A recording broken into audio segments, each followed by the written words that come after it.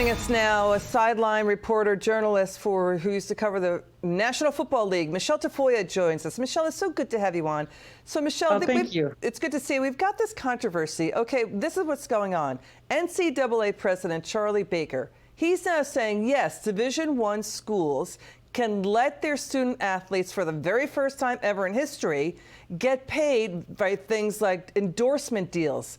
So isn't this going to escalate the fight over biological males in women's sports? Well, I don't know if it's going to escalate that fight. I'm not quite sure how the two are intertwined at this point, but I do know this is going to change the face of college sports forever, that we're going to see, I think, particularly in football, we're going to see a massive kind of sub-conference of about maybe 68 schools, maybe fewer, that say, we're the moneymakers, we're the ones that can afford to pay our students because we're the Michigans and the Floridas and the North Carolinas, and we are going to have our own conference that we're going to control.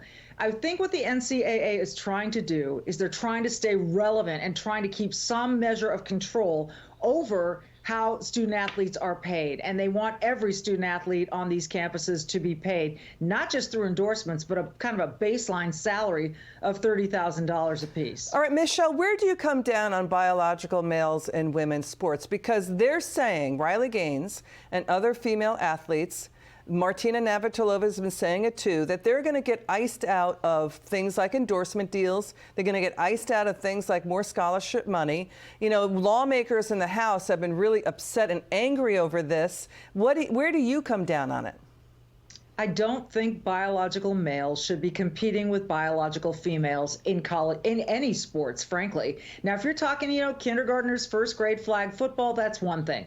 But when you're talking about competition where young women have spent their entire lives, whether it's swimming, whether it's basketball, tennis, whatever the sport, and they've been aiming for a scholarship, for just a roster spot, and to learn that maybe your roster spot was taken by a biological male, or your place on a swim team was taken by Leah Thomas, and therefore now your opportunity is gone.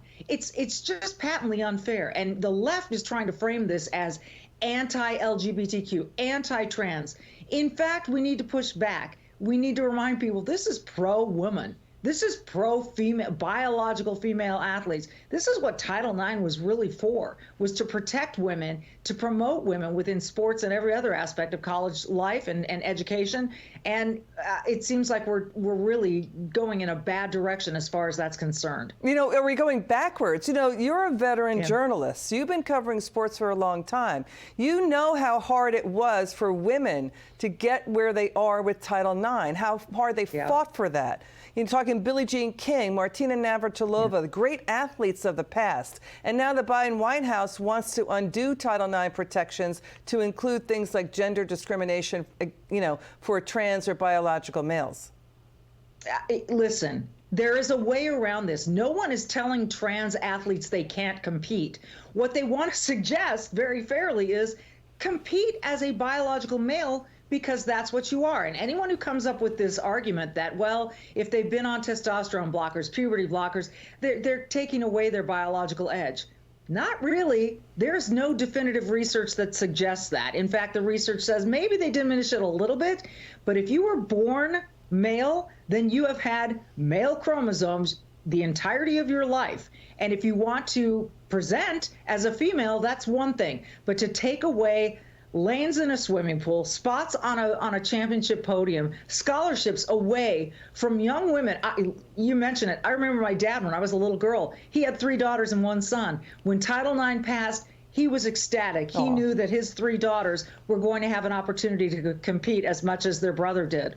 That's sweet. The thing is, maybe they should have their own competition. Who knows what the fix is? Yeah, it's maybe the idea or the fix. Michele Tafoya, you're terrific. Thank you so much for joining us tonight. It's good to have you on. Thank you.